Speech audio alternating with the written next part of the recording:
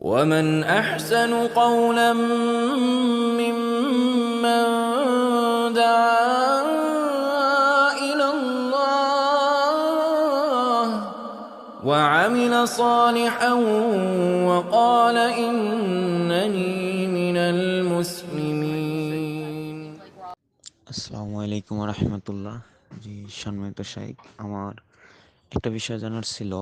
সেটা হচ্ছে, আমরা যারা সালাফি মসজিদে নামাজ পড়ি, আমরা যারা সালাফি, তো আমি অনেক মসজিদে আমাদের অনেক ইমাম সাহেবদেরকে দেখেছি।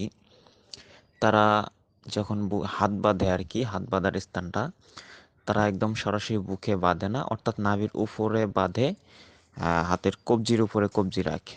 কিন্তু আমাদের সালাফি অনুসারী যারা আছে, আমরা যারা অনুসারী আছি, সকল অনুসারীরাই বাহুর উপরে বাহু রেখে, মানে